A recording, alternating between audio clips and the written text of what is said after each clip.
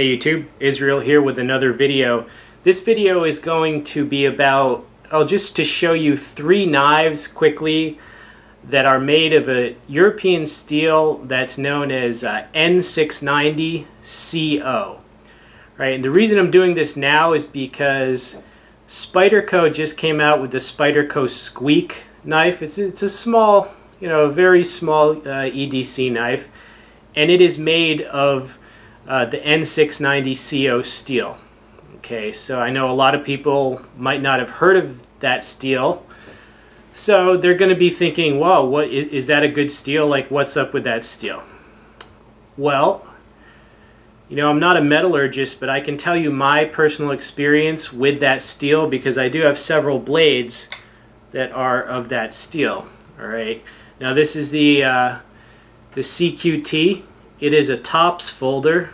Yes, Tops does make folders, but actually it's really made by Fox Knives Italy. Okay, they outsource their folders to Fox Knives. And now N690Co, it's a European steel. Specifically, it's an Austrian steel. Okay, and you can see this knife is about $150, $160. It is a beast of a knife. Okay, it's 4.5 inches in blade length, and I think you can just tell, it is a high quality, very high quality knife. And Tops makes some good stuff. And even though this is branded by Tops and made by Fox, but Fox also makes some good stuff. And I can tell you, this is a very hard, durable steel on this knife. All right. Next knife, another Fox knife. This is actually, it's again made by Fox, however it is sold by Blade Tech in the US. This is the Profili folder, and it's a 4-inch, they sell it as a tactical folder. It's a 4-inch blade of that same Austrian steel, and this is sold, they basically say their goal was to make something like a 4-inch long scalpel. And that's pretty much what this is. I mean, this razor sharp, I consider it a high quality steel. This is an excellent knife. The price on this knife is about $120. It's around the same price and around the same blade length as your Spyderco Military. And I've said before that this knife is, I would say it's comparable to the Spyderco Military. Okay, I like it just as much as my Spyderco Military, just in terms of how functional it is, the cost, the workmanship, the materials, everything. So another very high quality knife made of that same steel. And my third knife that I have, that is N690Co, right, is my Fox Fighting Karambit, also known as the Kuku Hanuman, which is basically means a demon's claw. Right, this is my favorite Karambit of all the ones I own, and it's not cheap. Right, this goes for about $150, $160. Right, and that mark right there is the mark of the designer. I know that because the designer of this knife saw my review.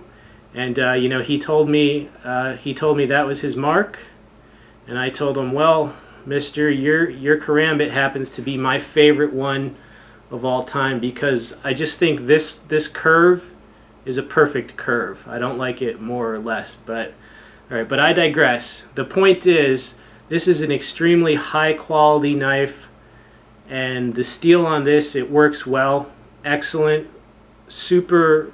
I mean, completely razor sharp. All right, so that's what I can tell you about that steel. The three knives I own that are of that steel are extremely high quality knives. All right, so if you were wondering about that steel, from my experience, it's a good steel. I can also tell you what others have said about it. Some people have said it's very similar to 440C. Other people have said it's similar to VG10. So which is it? Well, from doing a little more research, what I've discovered, or basically as far as the chemical composition, it's closer to 440C, but as far as how it actually performs in cutting tasks, it's closer to VG10. Okay, there's people who have said that it's kind of like a European equivalent of VG10. Now, you know, I know that one thing, you know, basic logic, one thing is not the same as another thing. There's no equivocation, so it's not like exactly the same. But to me, that's a good summation. All right, I'd consider it on par with VG10. Okay, and if you look at VG10, you know, Almar makes a lot of folders of VG10. Knives like Spyderco Endura and Delica are VG10. It's a fairly well-liked steel. You know, it's not the ultimate steel, but I do prefer it versus a lot of the cheaper stuff. So there you go.